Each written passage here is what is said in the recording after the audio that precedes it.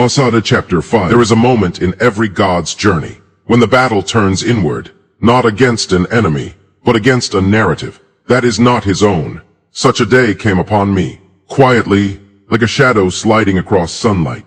The lower realm, the red plains where instinct burns, and ancient fears sleep with one eye open, began to stir with a dangerous idea. Not rebellion this time, not uprising, something far more subtle. Redefinition. 1. The Whisper Campaign. It began with whispers, soft, almost innocent. From the dust, Osahta is shaped by us. From the embers, we are his true origin. From old wounds buried in the sand, he is what we say he is. And the lower beings began speaking my name. With twisted meanings, they spoke my childhood mistakes, as if they were laws. They spoke the scars I carried, as if they were my blueprint. The plains themselves took up the chant. Osahta is fear. Osahta is rage. Osahta is chaos wrapped in skin. Identity, they believed, was a crown they could place on my head. 2. The turning of the rivers. As they repeated these false scripts, something inside my cosmos shifted.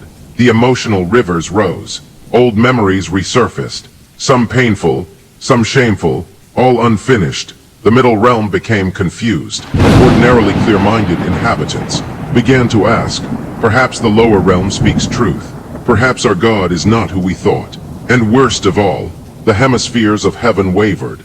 Their light dimmed, for a God's heaven reflects what he believes about himself, even if the belief is a lie. This was the danger, not the accusation, but the possibility that I might accept it. That was the lower realm's true weapon. 3. Osahta descends to the Valley of Mirrors. To restore order, I walked willingly into the deepest canyon of the Red Realm, the place called the Valley of Mirrors, where the walls do not reflect your face, but your fears, your doubts, and every name the world has tried to pin on you. The inhabitants gathered around me. Their leader emerged, the one known as Echo-born, a being shaped from every negative word I had ever believed. He spoke, Osahta, your heaven is a mask. Your blueprint is fantasy. Your true self lies here. In the wounds, in the shame, in the broken pieces. We made you. The mirrors agreed. They began to display visions. Moments when I failed. Moments when I hurt others. Moments when I doubted myself. Moments when I believed lies about my worth. Identity distortion. As a full assault.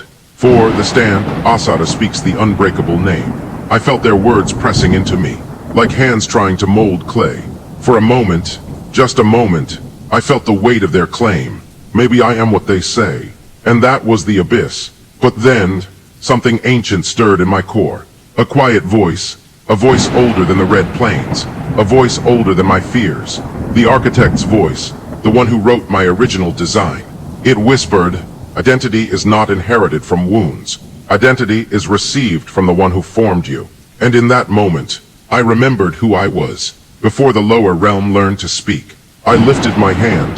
The mirrors trembled, and I declared, you may reflect my wounds, but you cannot define me. You may echo my past, but you cannot name me. I am Osahta, child of the architect, bearer of the inner cosmos, god of the blueprint written in heaven. My voice thundered. Through the red plains, the mirrors shattered, like ice struck by lightning. The false scripts dissolved. The embers shrank back, their rewriting undone, and the lower realm bowed once more to the identity that was never theirs to shape. 5. Restoration. A new law is written. When I returned to the middle realm, my inhabitants looked relieved, as if a fog had lifted from their memory. The hemispheres of heaven brightened, violet light glowing again like a crown. And I spoke the law that will govern my cosmoses forever.